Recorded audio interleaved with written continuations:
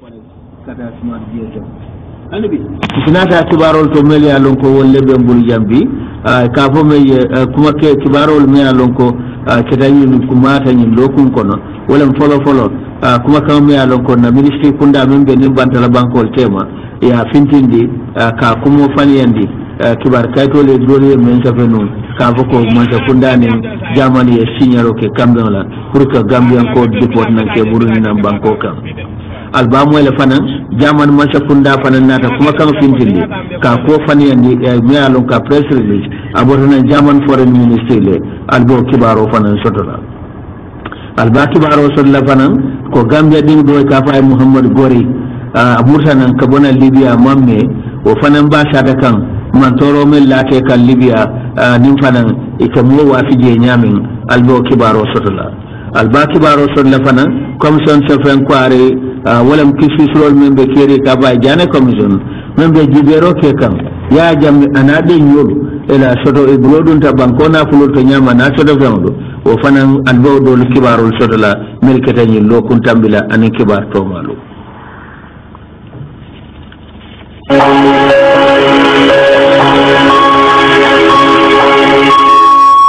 baylo bare le be nyama sim to kunke ka fale ko SNS properties and yona forex bureau ni smart GSM to leñi programme o bam to le ya fata fana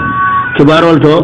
follow annata kuma kam mi alo ka botan na ministry of foreign affairs wala na ministry kunda membe nim bantala bankol tema ka press release the government of the Gambia has not signed any deportation agreement with the Federal Republic of Germany. Gambia man sakunda anene man signer ke ko ambe o kambenna pour que Gambian ko murunda in Federal Republic of Germany ko anata ministry kunda men be nim bantala ko tema anata la londo to ko voice newspaper aya safe ila kibar kato me ya kanu tenelum December karotel tan anin sai me ya safe akunto ko wan mo wulkini mo kemelulu bakuye boys wol be batu kan ne jamani ye murundina o nyakili nyama o kibar munisifa fanan standard newspaper ya safe December karotil muan ya safe la safe kunto ko kamfa be jamani kambian ko balangitandi pour la kambian no ko ya sinya pour ke murundina o kamala Gambia Ministry of Foreign Affairs ko be ni tan la ko kibar kilimudu yewol tande doliyata ka dundi internet o kon social media ya adum fana o kamala Ministry of Foreign Affairs na ministry kunda membe nim bantal bankol tema e be jama be kalam tella wo ka safarol me ya moy ba ya je ko fan yalle ma kilim manke tonyati government of the Republic of Gambia wala Gambia man kunda anene man kambe wo kambe ndada anin Federal Republic of Germany tema kafoko President Frank Walter Steinmeier ala kumbaboro jamam menu ay menke jang koy nin Germany mon fofe signa fan yalem of nyama fang hanwo fang mengalon ko ala najang ni German president la najang akata nafa balati bankoe bara bunda balele yensi hadama yani badi ya kekunde bake Gambia ni German banko tema ala najang ay fang inata ni kibar safral fang nada sile ya kacha ay kol men jija nadi ata anim banko ala nasin jang anin kibar safral o gang sotole bin tumo men ala tamo kumfa jang Gambia la ministry kunda men ben nim bantala bankol tema ko kete ni ku ya bati ka kala mutako German president la tariko najang men keta tariko ti mo ko ta ka mulun jawyandi ka ke la nyama mi ala mulun jawyata adum fanan ka safa kibar kayto dol mel yow safe ki kala mutandi kibaro lale kay du kay nata mel yow kibaro lu di ka foko ala najang ka mulun jawyandi koy be ni tan la ko mu fan yalla ti to nyata ko mo ko dode Gambia dingulu melbe Germany ba bandala bankol kan be killa ko ye famma jiyoke adu kana ko kuke me alon ka be dendi ko fan ya kibarol la ye men safe janu munul wol me ya ko akula me alon ka dodo man ka to nyate adum fam wosikeno fenti fam men sinne badi ya lanjuruno Gambia ni Federal Republic of Germany tem kibar bundali be kalam tan la ko Gambia man sakunda wato wati itol be paleri ne la bundal be elli ni lafta kibar ko la sotola janni ba safela isita no kanne ye nyinin kane kibo kuma moy ini si kacha ya foye memo toñate adi be kilo kala kibar bunda bela koy famuna famban o bundal membe lin kibarol bundal be Gambia banko kam hani be Federal Republic of Germany wala German banko fanti ela ministry kunda membe ni bantala banko tema yo kuma kan fintindile me alon ko ya ko fan yandi ko ate tonya o tonya ta ko koto ka foy to la mansa kundani Gambia e dente yo signar ke pour que Gambian ko murun nan ko tonyate o kamala German ye ni tandu ko inin Gambia mom so fe signa yo ko kamala ka foy mol saydinan ko mol sa kalam ta ko fan yale mu signa ka sala hani bi kibarol to be mbale be tere jahali banko jahali sato to fuladu nyaraba nala o kamala jahali dimul men bebe sirim banjul nin kombo mel lafta tala ma be la nyim jamto be kalamtanda ko botobe sodla firi membe mol sambala jahali adum fana ko chefo membe banko kanje afanga be ma be la ay wo bangtole membe kala jahali sato to momo lafta dum tala e si baba sande toure jininka mbay si futama ya abe silo be tandelale albita nyamin firi kata ma be wo bangto noboraje masre kante youth leader la mo membe president Barrow youth for national development afanan kabe mo be tendula be jayla gambian ko be ada be kello kala funding ke bela be kafu president Barrow la man kundama pour que do ko ka men banko sambanyato ay nyaadi ko president youth for national development wala mala kafu membe lore pour funding ke la yirwa ko atelema nyaton ko tijani mari konate membota kumbija melbe nyim ma fangala jam nyi tandi fanan ko de be do ko ke kan pour nyi be ni banko be pour nyi kamala ko men ci gambe ke dula kendote gambian ko be ko diamu moli diamu bula yo nyaati lim banko do fola men ci banko samba nyato masre kante ya fo youth activist lam membe president Barrow youth for national development ani be kibarol to Muhammad Gori Abu Sabi Dimlati fanan nata kibaro nati ko atamu molati melia mea lonko ya nyapin kanu ya kidnap Libya banko kan ke kilim amauto diade e ka fa sampun jane akwabe Libya ako wolna la kafo criminal kafo modu walla ka mol muta ke sindi dula kilin in kamala ko e si la molu telephone ka fo ko nalman nyin ko do tapo kinan nte bulala akate fan ate Muhammad Gori ya kabo da sabile akoya mutale ya lolu sa bute an ya mantora afo ke telephone ke ala mol melbe dawada biyan duniya kono Spain France ani Gambia jang kata Mali ka wol da ne pour nyin kamala ko isi kodo kinan te nyi sankun jane na la criminal kafoe nyin kamala ko foy sa bulano nyaadi anyi tande fanko de ala badimul dolu melialon ko be France Mali anin banku kotamdu walle kiri bulo fay nyokan ka kodo ki ada commentata fo dollar wulkilin dollar kemelulu ani euro kemelulu yo wala kinanu atani sankun jani criminal way anala kafo bol melbe Libya ibe mol mantora kanje ate Muhammad Gori akwate kar konon teleke e bulu iba butela lolu ako fasa sata je fan ako domoro tilfula le ka domoro to je ala alfalu nata ala badul walla nata balaba foye kodo ki fala ya te kanandi ala ya kanandi foya burunta nan nyim banko kanjam ate Muhammad Gori nyi tande ko be sankun jane la badul nyinin kanne ala wululalu dunga la telefono fele ko nime wol long shakili 395 7708 and in 3242 Muhammad Gori ko wolum isi bute akodum nirata yenyi meliye mutaten nata badi mun manna soto keno pour que kodo jo ransom jo nyante tol kanandi la kodo men akodolu ke bunki dola le ke faje tilimbali ya bako na ni criminal ya bako ako sanku njana de e ko Gambian ko damo abe Libya jani molle be tafawre melke jin pour yake aya sata fanan ko de min sata te min kalamuta asata Gambia din tallul ni sabati konko e melfa ani mindo ani jakalo ani kurango tumo men ne be nyi maro kono te sanku njani na la criminal ka vo mol bulu Muhammad Gori nyi tandi fanan ko de ako ya bulat biri ba bulala janni ba bulala wata la moli dollar wulkili dollar kemelu ani yiro kemelu leki ateni sanku jani na la criminal kange fo ya na tabula aka ko ya ta landi loptano to non Tripoli fo wati ako ko la biri ala mulna ta tiketo nyini fo ya Burundi nan ana tela loptani fo wati Gambia jang fo wati fo ala ya senda ason fula fansoto kare kono ate Muhammad Goriyabo ako nyon jama ba mel si wo satano ni sifal min kete Gambian kolla mel be Libya no boreje la Libya mon bita carte fawla nyin talata nala wala muy la carte faw kunya la banti me alon ko be kala presidential election nati membe talla ila vice president ani George Weah Kema dunia la korsi lalu kafme international election observers wala melkata carte fawlu korsi abe tamaka nyaadile wal dol fan futata sahi Liberia banko kanne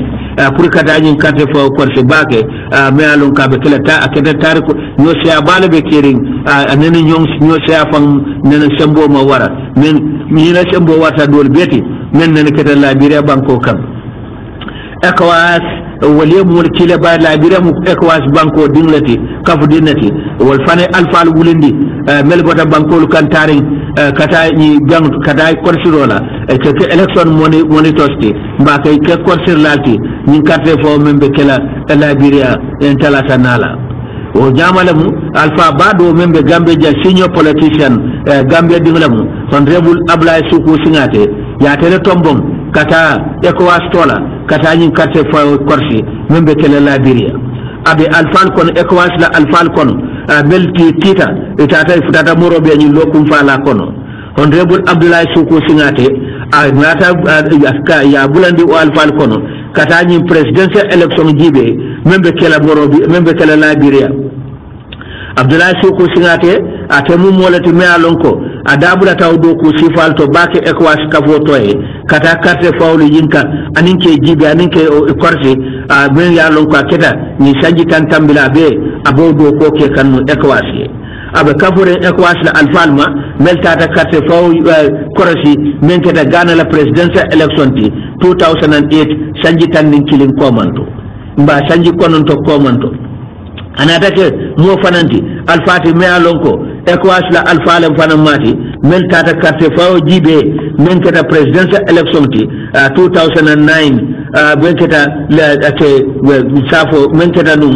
Togo banko kan ma beta bo alfal konale mel tata o carte faw fanan jibe ECOWAS monitoring team ya alfal men fanan tobon ECOWAS kata Ghana la presidential carte faw jibe albara Ablaye Suku Singate bo konole 2012 sanji lulu commando abe alfal fanan kon ECOWAS la alfalu mel tata Guinea Bissau kata presidential election men keta Guinea Bissau 2014 sanji saba commando Abdoulaye Suku Singate abe kafrin ECOWAS la observalma wala ECOWAS la korsilalu mel tata Nigeria la presidential election jibe 2015 sanji fula commando ada keta ni ECOWAS député bum brabije aketa kafo committee nyaton ka jamati o sanji tang wicho kono ala doku no anala sobea anala doko Kenya anay bunya men soto ECOWAS kafo kono wala tina wati dron ECOWAS akili nasulo wulta pour kata mabe ECOWAS toye wo ben sifalto anoy ECOWAS la observer team mel kata nyi carte fawri jibe ay tandi fanko de mola me alonko ay bunya basoto ECOWAS kafo kono bira dunta ji adala doku nyakamala ni West African body banko tandi lulo membe ECOWAS wato wati ka kumandile doko la ay melia lonko ECOWAS la hajol lemu katawol tofoto noboreje sai janni wotema sinanata commission supreme quarry wala mjane commission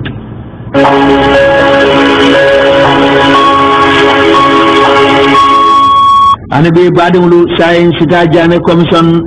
wala mo Mr Ibrahim Sallah managing director member Trust Bank Gambia Limited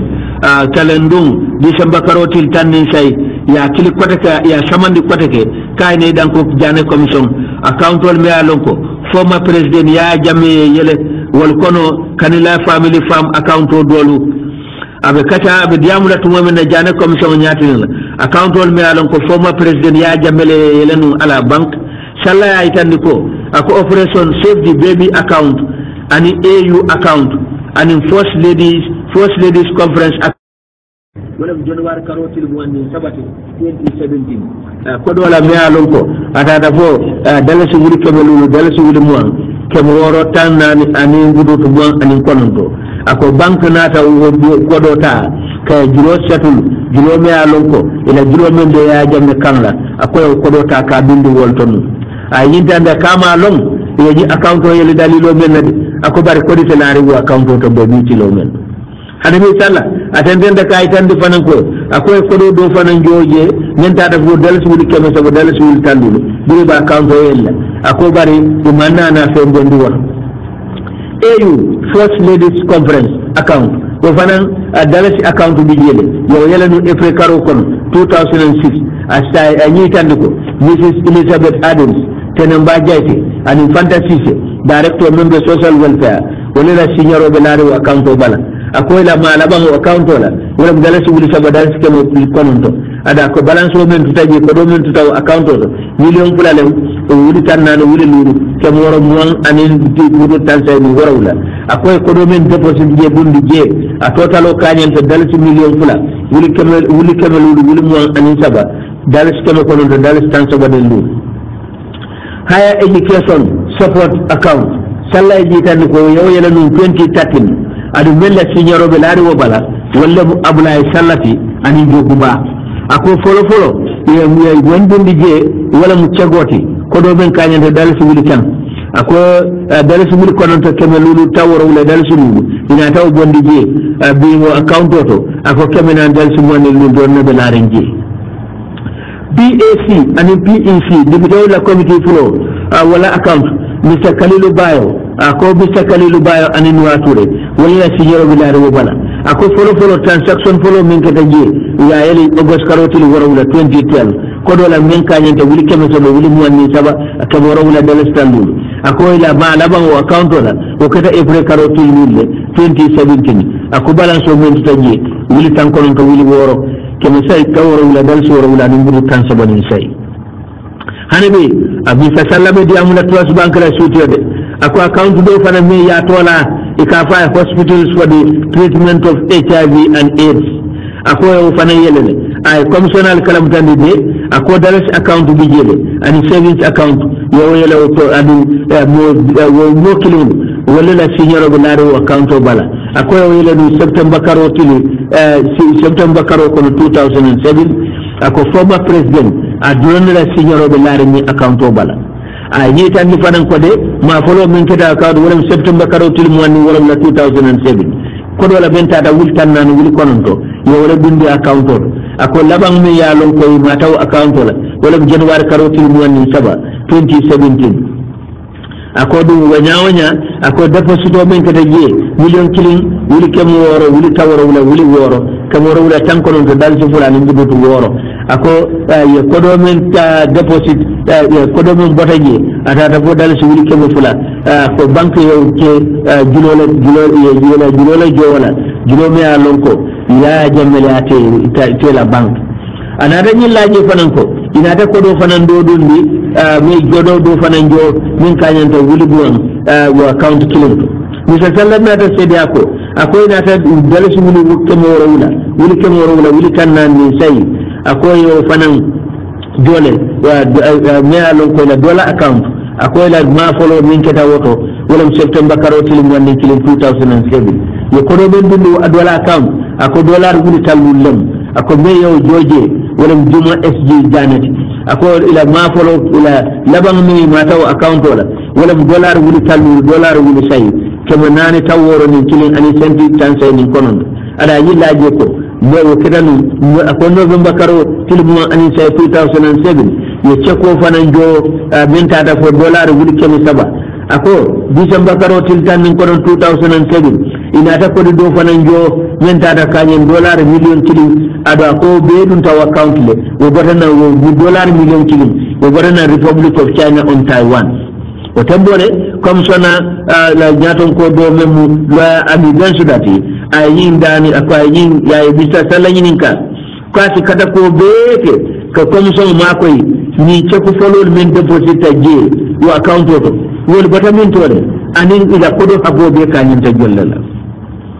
aɓe tentena tumomin machallah a tentenda kayitande ko septembre karo 2007 ako fanan dalasi service account ako ila ma folo min ketaw banque la karo yo wele septembre karo til moni na 2007 kodo la min tata wuli keme wuli tan say dalasi wuli lulu adada kodo do fananta min tata kanyin dalasi wuli keme lulu dalasi wuli keme lulu wuli tan anin kononto keme woro mo anin kilin tawro wala abudu tawro wala ni woro wala mi ya lonko ya bindi banque to abe dankura sedo yi tandi ko de ako fewo fe mantare sagarinde ka fo loptano la to mantara o kayto bala brido account o yele la kibar wo kibar te loptano kilin to taw kayto bala brido account o yele la hanbe a yi tandi fanan ko dollar wuli tannan ani dollar wuli saba ina taw bondo account to o tombole account of ni information wala mi account o yele kibarol menna statement of account kodol men duntanin kodol men findita transaction document anata mata kaytol men anin kayta kodol men kumata ko kono ye beta ye marke tampeta e keta sedo ti jani commission bulu president treatment program account ye president ka mul jara program account men o fana ayaya jamme kilin la tinyaro belari wo fana bala adi yaw yele nu dun karo kono 2010 ceko la men kanyenta dala ci wuli kemu fulala adu ko kodo gota gamtel staff association labang mi alon koy mataw account le wote keda epre karoti 2017 kodo la ye men ye joro mi tata dala ci wuli dulu ako balance o men tuta je kodo account to dala ci wuli say kemu talu lulu ani mudu tawro ak Trust Bank ak account do fanay Trust Bank ya yele tek Trust Bank former president gwalon ko former president ya yele je bomu AFPRC travel account ako benda kinyaro do account o bala wala mi ya jamme anisa na sabal ako ni account o ya yele ni October karotil tan min kili 1994 ako de manna tamandir ko account o la barawo nyaaw ko account o ya butale ya bulola kanne ako July karotil foro 2005 ako balance o min be laare wo account to akanyanta dalasi wuli keme saba dalasi wuli tan nan nani keme kili tan say dalasi lulu ani mbudo tawro wala nin kili July 22nd account ako July 22nd fane account to soto jele ako min da sigaro be laare wo bala wala ali ngom Fatimata Jahum Pacific Hasum Sise ani Abdoulaye Salla wo yele tan September karo 2008 adi cash deposit kije kado dun ni menta da dal suuli tan balance o men bijo wuri kono to keme kono to dalis tan bara account akaman na tama ko te biri ayel banka na ta tenden kay tandi ko account jamala fana yeleta Trust Bank ni alon ko Kanilai Family Farms account lem ako Kanilai Family Farms abattoir savings account wala mo tani sol fadami men fela abuko o abattoir o men bije be alon ko Kanilai Family Farm ko to letam wo abattoir o savings account signarol men babala wala Adama Janti ani former president ya jamme yo yela nu October karo kono 2011 adu ma follow men kata account wala October karo til tanning kono 2011 yo kono men deposit ye wala dal ci wuli mo ani lulu kemoro ani dal tawro wala la labang men kata je ya ma January karo til mo ani saba kodo wala men tata kanyon dal ci wuli kemoro wala dal ci wuli tawro ni woro keme konon to tanse dal ci kini ani ndu tawro ni woro mi alon ko ya samba dedicated to JFP wala Jammeh Foundation for Peace ya ki wolto Kanilai Family Farm garage account wo fana ye garage o men so de kafaye Kanilai Family Farm garage account wo account to ani mbuto to mo Kanilai Family Farms account signatory meli alon ko walla signaro beji account o bala wala mu former president ya Jammeh ani pa Ousmane Boje kafne pa Bojam yo yela nu September karo til mo September karo 2010 ma folo min kada ni account la wa kada September karo til folo la 2010 ko do la min ki dal sulu tandu men nata finti ko take jane commission nyaati ni wala Standard Chartered Bank la account nyaaton ko managing director e kafa olu korode ade nowo me alon ko ya samandi kaina ko findi ka jane commission nyatina ye agro oil company wala mu e ke tulo do ku dami o compino agro oil company plant ate tolu ya soto nyaadile wo mancha kunda koto ya soto nyaadile anin karaba bi hotel wafita nyaadile bank la lo glamu bank ya ne tamandi wodo standard bank la nyaton ko Mr. Abe Nowo a sedeata ako itolu e dabe bularing wo tole premier agro oil company la kotale adi biriya konti adiya jibe ni ba wafila ko compino mumo be abe jarla menna be basan no wafino la menna abe ta fo dalasi million tannani dalasi million kononto wuli kemenani wuli tan say wuli saba kemo fula tan kononto nin killing ani budu tan kononto ay tandi ko de wala wa kayto abenta title deed of the facility wala mu premier agro oil company ala kayto be mentamu a kayto ya be deposit ito la bankle ako kofi be alon ko kitio kuntu menna judgment men sotota agro oil company tema anim bank ben yalon ko wolle samandiro ke ayo kayto fanan fintindile karama bi hotel la karola sedo ni tandi de ako itole kayto babulle kambe men sotota ye karaba bi hotel wa fi nyadile kabo Millennium Industrial Company and Millennium Industrial and General Trading Company ye karaba bi hotel wa fi nyami di eme karafit and sons tema ako kitan jur karotil say 2004 ya nyinka e kay standard bank dun da dun nyadile ni bank la ni ko hotel la wa fodo ay danku da ko bank be to be do ko kala akoy be bank hotel o do kule ba da maintenance la akoy to li janta dollar million fula il kam woro wala dundi adu ko do nyanta bola ni karaba wafi dollar million tan to bela million fulo ani dollar wil kam woro soto la wala kon alaje ko ako bank manna hotel la kayto li bari junole be ni kema ako facility ina tawole tenten wala yatinna ya kayto hotel la kayto samba ya dundi la faylo ani bana ta itande ko kambe me alon ko wala sotota wayni itande ko dollar million tan wo jotale ada yillaji fanan ko de abe commission kala mutandila du malle tamu Millennium Industrial Company ti the shareholders meltamu company ti akaba be tol natila jane commission nyati lale du naji ko banko mul be lonnal hanibe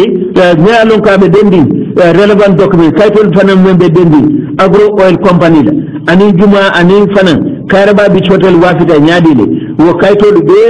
ya jane commission yetale ye tambu ye marke ikata jane commission buni sedoti jani wote mo fana md senata hakadani ko man findido commission nyaadile la wotu mo tamata le nu hanibi Mrs. Lily Diab afana munum former managing director ti Unique Transport Service Company talata lu afana kumata jane commission nyaadile la de ako Muhammad Jamme ya Jamme wala company ndiube ka fa Muhammad Jamme ikatele tamu kemo kemi muwannin kilinti sindola safari lodge itandi sedeata ako Mahindra Tractol fanan ani sindola safari lodge ata dabula taw kolto nyaadile abe wala sedeadi kan jane commission ni business tycoon namuna fulti badi itandi ko sindola safari lodge ako ya register nu ya 2010 barako ya Moroccan ay mendi former president kasi sindola ta kaytol be parende adu ko former president ya Jamme wayni fay ko isi ya nyinin burka do koke ada kay okele ako kanila woni farms fanan ako wolle tamu kemo keme tawra wala nin konon toti ako Muhammad Jamme wala tamu kemo keme muwannin kilinti sindola safari lodge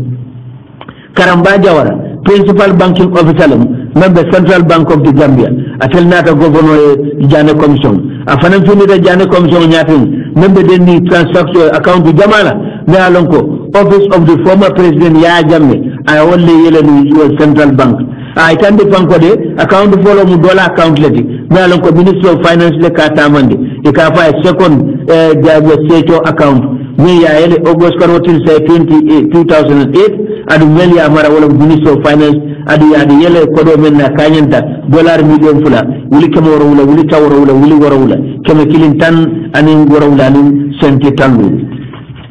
budum badunu ngamira be lola jele jane commission bambang bari mala suti ya fedron jawara nata itandi Gambia embassy ye kodol minki je million minki Gambia embassy membe America anim fanan amella signaro be larin wo control dol bala ako Musa Bala Gaye do konole anim former finance minister ani Serin Cham ani Modou Eke Seka mele alo wonne dum permanent secretary minister of finance ana rakata fanan Gambian embassy membe America ye bosol men sanje nim fanan kodol men jotawol kunna ana rakata fanan ye kodol me ya lonko ye ambassador korda me tan America ko fana ya wol fana jam tawol bela kata wala citizenship sale of citizenship e ka banko de ya me wafi o fana kodo banka ya itande million tan ni kononto wili keme sabo wili tan ani woro dollaro ye wala transfer nu diare yo kodo me ya lonko e ka banko de ya wafi men budum wato kamala dron tawol be nati nolale akelante bare mutum bal tentula yansina nata kankularol to mel be mbulu jaw Yona Forex Bureau